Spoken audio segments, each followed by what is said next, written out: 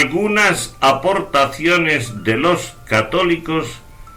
al servicio del progreso de la humanidad.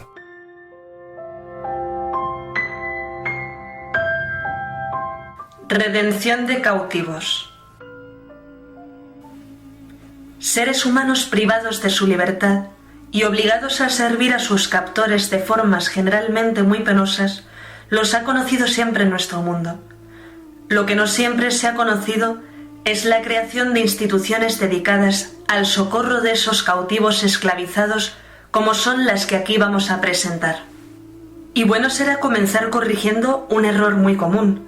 porque cuando se habla de esclavitud, se piensa inmediatamente en la de los africanos secuestrados primeramente por otros africanos y llevados en barcos en condiciones espantosas para trabajar en plantaciones americanas, como si fuera esta la única forma histórica de servidumbre forzosa.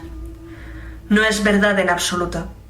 Pero en el mundo occidental tienen una influencia determinante los que podemos llamar predicadores de la vergüenza, que han logrado poner a Europa contra sí misma. Este fenómeno, que se ha llamado masoquismo occidental, debe combatirse por todo lo que supone de deformación de la realidad histórica, porque multiplica el número de personas que se excusan por los delitos del pasado y así escurren el bulto de los crímenes del presente, y porque pintar nuestra historia con los rasgos más negativos es incompatible con el respeto a nosotros mismos. Y si no nos respetamos a nosotros mismos, no esperemos que nos respeten los demás.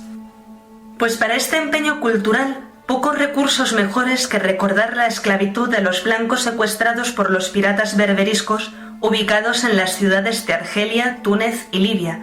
que vivían de la industria del secuestro, ya fuera mediante asaltos a los barcos que circulaban por el Mediterráneo, ya en las poblaciones costeras de Italia o España,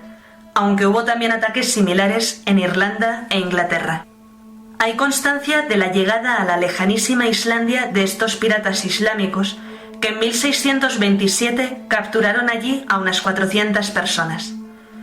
Los cautivos así apresados iban apiñados durante meses. Apenas podían moverse entre la suciedad, el mal olor y los parásitos, y muchos morían antes de llegar a puerto. A su llegada al norte de África, era tradición que los cristianos recientemente capturados desfilaran por las calles para que la gente pudiera hacer burla de ellos y los niños cubrirlos de basura. En el mercado de esclavos, los hombres estaban obligados a brincar para demostrar que no eran cojos, y los compradores a menudo querían desnudarlos para ver si estaban sanos, lo cual también permitía evaluar el valor de hombres, mujeres y niños como mercancía sexual. Las concubinas blancas tenían un gran valor, y todas las capitales esclavistas poseían una floreciente red homosexual.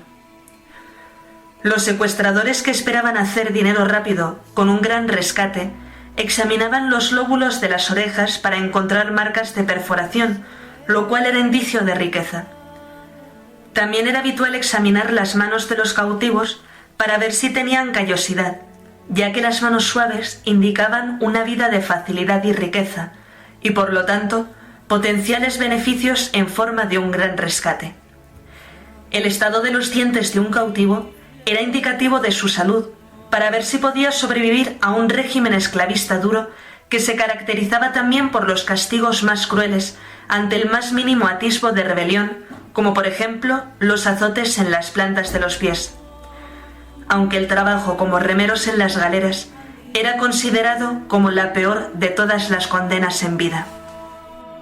Contra lo que dicen los predicadores de la vergüenza, hay que destacar que los movimientos abolicionistas en favor de promulgar leyes para la abolición de la esclavitud iban a surgir precisamente en ambientes europeos a los que en la mentalidad general se les atribuye falsamente la exclusiva responsabilidad de esta práctica infame. Pero no solo se trató de combatir la esclavitud con leyes, sino también con campañas militares para castigar los puertos que servían de base a las embarcaciones secuestradoras, y por razón de brevedad, recordamos solo la intervención de la Armada de los Estados Unidos que protagonizó lo que se conocería como las dos guerras berberiscas, en las que en 1805 y 1815 bombardearon los puertos de Argelia, Túnez y Trípoli, que eran el espacio de acogida de una próspera industria de secuestro de seres humanos, y consiguiendo con ello el final definitivo de la humillante práctica estadounidense y de otros países de pagar tributo a los estados piratas para que no asaltaran más sus naves. Aunque la intervención militar decisiva y concluyente fue la de Francia, que en 1830 acabó con la piratería esclavista argelina, ocupando de forma estable las ciudades antes citadas.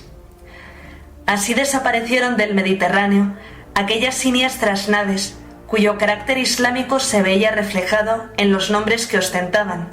como en el caso de la fragata de 60 cañones llamada Clave de la Guerra Santa,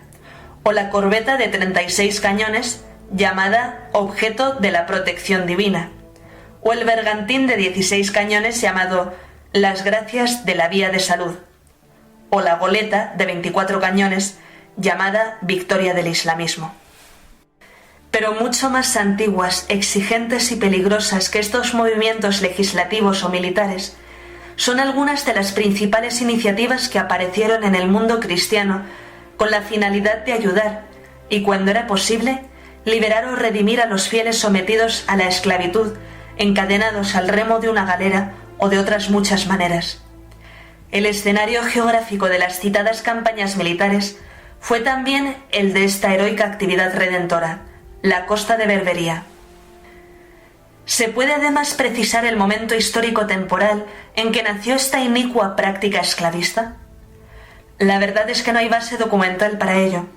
y lo que nos permite colocarla en el tiempo es la fecha, esa sí bien precisa, del nacimiento de las principales iniciativas antes aludidas. La primera de ellas será la Orden de la Santísima Trinidad, que aparece a finales del siglo XII en Francia, concretamente en 1198, por obra de un ermitaño al que hoy conocemos como San Félix de Valois y de un profesor de la Universidad de París al que hoy recordamos como San Juan de Mata.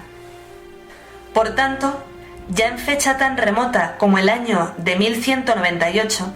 el secuestro y la esclavización de europeos blancos cristianos en el norte de África había alcanzado tales cimas como para que en la lejana Francia, y a pesar de la extrema precariedad de los medios de comunicación de aquella época, surgiera esta respuesta institucional, a la que pocos años después se le agregaría otra semejante en la Corona de Aragón, que englobaba en la península ibérica el Reino de Aragón y de Valencia y el Condado de Barcelona.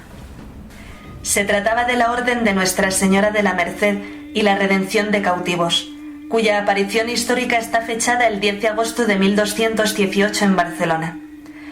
Teniendo en cuenta las fechas de aparición de estas instituciones, 1198 y 1218,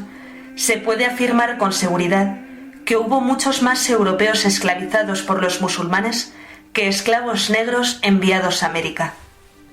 Imposible hacer justicia en tan escaso espacio como el que disponemos aquí a una historia de tantos siglos de heroísmo como protagonizaron estas órdenes religiosas.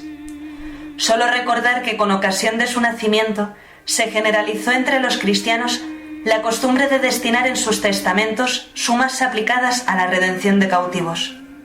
Uno de los muchísimos beneficiados de esta actividad redentora sería Miguel de Cervantes Saavedra, autor de la primera novela moderna y una de las mejores de la literatura universal, el ingenioso hidalgo Don Quijote de la Mancha.